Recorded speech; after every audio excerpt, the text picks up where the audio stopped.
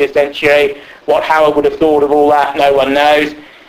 He's there possibly on a slightly lower tier, but with Tarzan and Doctor Who and James Bond and these other iconic sort of mass popular fantasy figures. Yet in all of them, certainly in this sort of material, there's a truth to experience, there's a lividness, there's a cinematographical and representational reality, and there's a concern with courage, masculinity and the heroic, which is lacking from most areas of society. And there's also an honour code, a primitive morality, if you like, which goes with it and gives it efficacy and purpose. The other thing which differentiates this type of literature is respect for the enemy. To close where I began a couple of hours before, when Taya Blanche was murdered, I noticed liberals on the BBC giggling and sort of laughing and thinking it was all a jolly joke. These are people who are against the death penalty and, believe that murder is a terrible infraction against human rights, jurisprudence and all the rest of it. But the sort of cultural space that this work comes out of respects the enemy. Kills the enemy, respects the enemy. Which of course is a soldier's emotion. Many fought in wars don't disrespect the enemy, they know what they're like. British soldiers who fought in the Falklands, American soldiers who fought against Islamist militants. And even some of the militants themselves, when they fought against Western warriors, understand the code of the soldier and the code of the warrior on the other side. That many of these men are spiritually, fundamentally similar men in a way, born in other groups. Men will always fight with each other, and they're biologically prone to do so.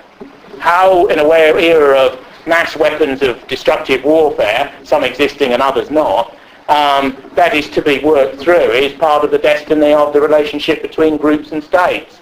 But the hard wiring that makes men competitive and egotistical and conflict-oriented is ineradicable and irreducible.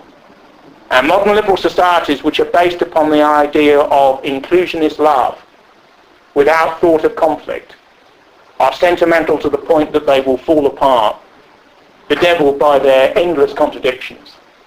And I personally think that if you inculcate yourself with a bit of irony and estrangement from some of the elements of the culture of the heroic that certainly subsisted as mainstream cultural fare in our society before 1950, you have a different attitude towards what spews out of the telly every evening.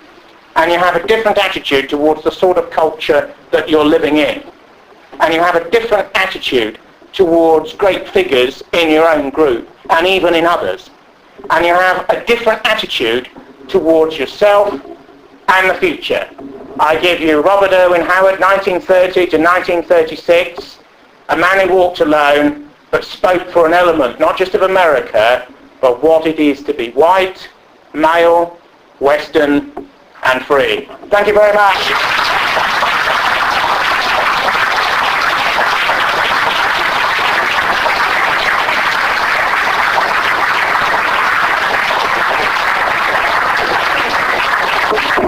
I will now reintroduce myself as the Master of Ceremonies and ask people for a quarter of an hour break. We'll open the windows again because it's got very hot.